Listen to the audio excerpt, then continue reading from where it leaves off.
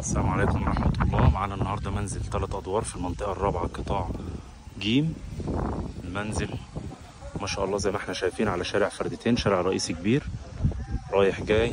طبعا المنزل هنشوف تفاصيل ما شاء الله بالنسبة لابن بيتك، تفاصيل جديدة جدا. دي كده حوضين زرع بمدخل رخام. بالنسبة للدور الأرضي مدخل البيت ما شاء الله. دي كده الجنينة الداخلية للمنزل زي ما احنا شايفين. تشطيب الواجهة حجر مايكا، بديل حجر وبديل رخام ما شاء الله. زي ما احنا شايفين الواجهة بالكامل متأمنة حديد، متأمنة على موتال بي اس كله كده. باب مصفح بيدخلنا على الدور الأرضي. المنزل كله نظام فيلا، يعني عايز أسرة تكون أسرة ما شاء الله تسكن في البيت، مش عايز أسر منفصلة. دي كده مساحة الريسبشن بتاعنا، شغل حديث كله مودرن، بديل رخام بديل خشب زي ما احنا شايفين. دي كده مساحة الريسبشن بتاعنا. طبعا الدور الأرضي كله عبارة عن ريسبشن كبير ومطبخ أمريكان وحمام ضيوف. طبعا الحمام بتاعنا في لمسة جميلة جدا ان احنا عاملين له بديل خشب بحيث ان هو يبقى ايه زي مخفي في الشقة. ده كده حمام ضيوف، مساحته كبيرة جدا زي ما احنا شايفين. ريسبشن محترم، شغل عالي، اضاءات. طبعا دي كده جزء تاني للريسبشن. الريسبشن بتاعنا حوالي 120 متر صافي، نقدر نستغله زي ما احنا عايزين. كده مساحة المطبخ بتاعتنا توزع كهرباء بشكل جميل جدا. طبعا ده مكان غسالة صرف وتغذية، مكان غسالة تاني، مكان غسالة ممكن نستخدمهم بقى غسالة أطباق، غسالة ملابس زي ما احنا عايزين ما شاء الله. البار بتاعنا شغل كله حديث، شغل جديد. طبعا البلكونه بتاعتنا الشطر بتاعنا زي ما احنا شايفين شغل كله حديث ما شاء الله. ريسبشن جميل جدا. المنزل مساحه 120 متر صافي خالص، تصالح، عدادات كهرباء وميه. شغل البيت كله مودرن زي ما احنا شايفين. الشطر بتاعنا فتح ما شاء الله. مساحة الجنينة الخلفية طبعا احنا واخدين ردود خلفي للمنزل. احنا طبعا دبل فيس على شارع امامي وشارع خلفي. طبعا معانا حديقة كبيرة خلفية في ظهر المنزل زي ما احنا شايفين. السباكة بتاعتنا شغل البيت كله جديد، خامات كلها قدام عينينا. هنشوف مع بعض مساحة الدور الاول العلوي. السلم بتاعنا كله رخام ما شاء الله. طبعا المنطقة الرابعة غنية عن التعريف بالخدمات بتاعتها. كده مساحة الغرفة الأولى غرفة نوم كبيرة ليها شباكين تهوية، شباك أمامي على الطريق. طبعا دي كده زي برندة أو بلكونة كبيرة خلف المنزل غير مجروحة.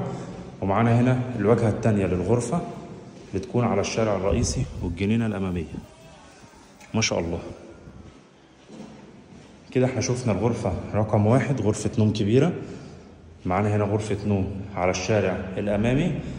طبعا الغرفة هنا مزودة ببلكونة أمامية على الشارع، بلكونة ما شاء الله جميلة جدا زي ما احنا شايفين، بتطل على الشارع الأمامي. مساحة بلكونة محترمة.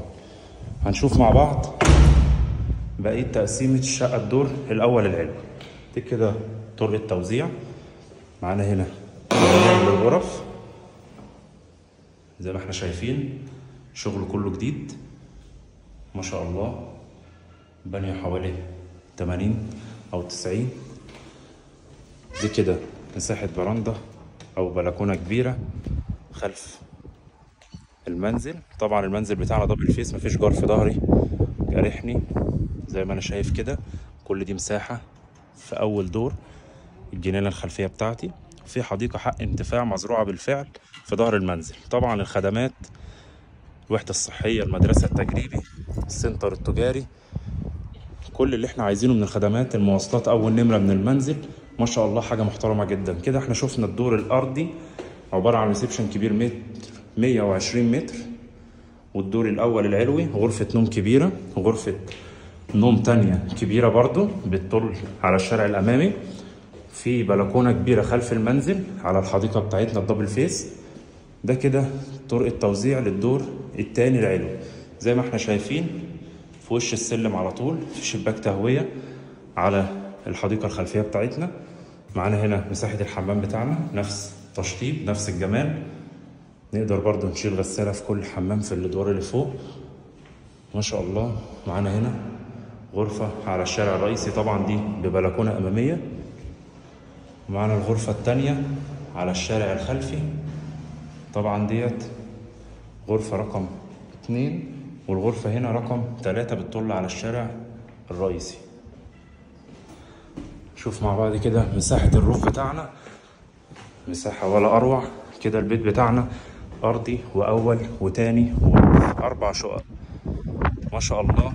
الهوا هنا جميل، فيو محترم زي ما احنا شايفين. ده كده مساحة مطبخ خلصان كله خرسانات ومبانيك، تشطيب السكينتين معجون، خلصان كهرباء، خلصان السباكة، واقف على الألموتال وعلى الأبواب النجارة. يبقى الروف خلصان ما شاء الله. ممكن نقفل هنا غرفة تانية يبقى غرفتين على الروف زي ما احنا شايفين. ادي الشارع الأمامي بتاعنا، شارع محترم جدا. المنزل أمامه حديقة خاصة بخلاف الحديقة الداخلية للمنزل، وبجوار المنزل برضو حديقة خاصة بخلاف الحديقة حق الانتفاع اللي احنا ضمنها للمنزل ما شاء الله. منزل بيتكلم عن نفسه، تشطيب كله جديد، حاجة محترمة جدا زي ما احنا شايفين ما شاء الله. أول سكن شغله كله هاي لوكس.